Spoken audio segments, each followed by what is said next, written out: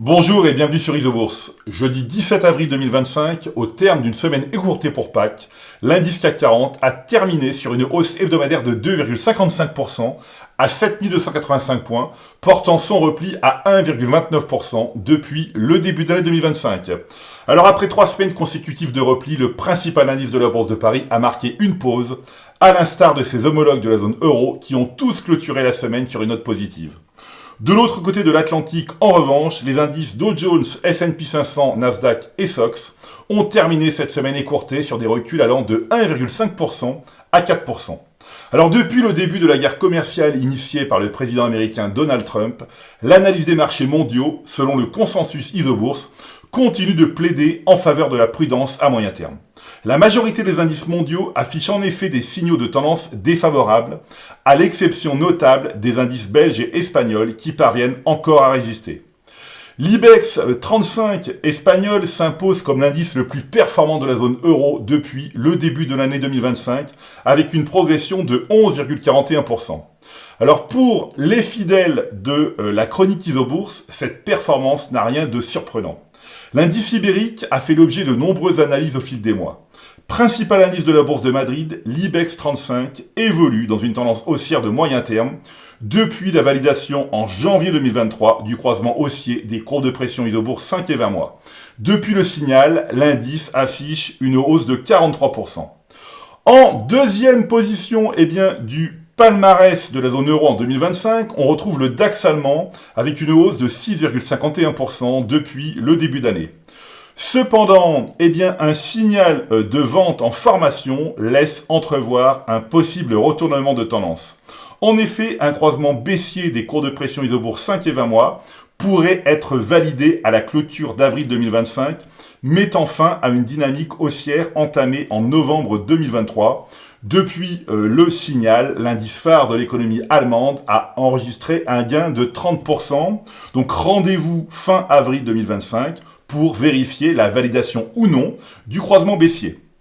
En examinant maintenant l'horizon court terme, l'analyse des indices de la zone euro montre que ces derniers sont malmenés depuis le début de la guerre commerciale, tandis que les indices américains le sont depuis plusieurs semaines. Alors la première semaine d'avril 2025, avec les annonces de Donald Trump, a provoqué une chute généralisée des indices.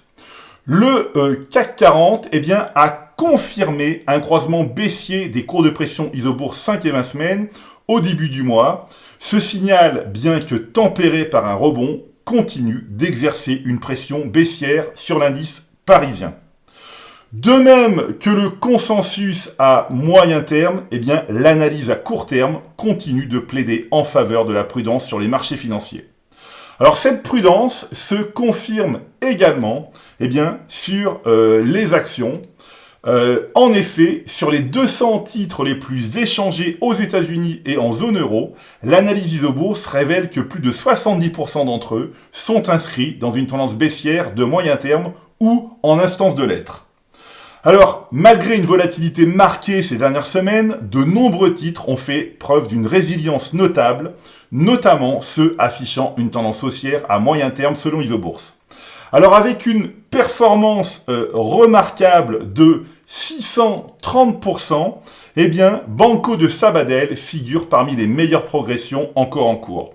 Le modèle Isobourse maintient une tendance haussière à moyen terme sur cette banque espagnole depuis le croisement haussier des courbes de pression Isobourse 5 et 20 mois, signalé et confirmé en janvier 2021. À un autre niveau, bien que plus modéré, avec un gain de 38%, le titre du groupe agroalimentaire français Danone reste soutenu par une perspective positive à moyen terme depuis mars 2023, selon le modèle Isobourse. Alors comme je le souligne régulièrement, le succès en bourse repose avant tout sur la capacité à conserver les titres en tendance haussière majeure et à éviter les autres.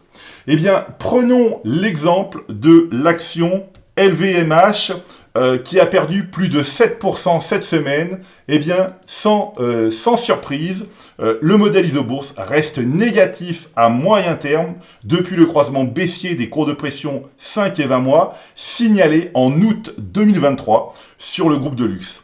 Depuis le signal, eh bien, la valeur LVMH a chuté de 38%. Voilà, eh bien écoutez, c'est à vous à présent de faire le point de vos valeurs en portefeuille avec Isobourse. Je vous donne rendez-vous dans ma prochaine chronique. D'ici là, je vous souhaite un excellent week-end de Pâques et surtout, restez connectés à Isobourse.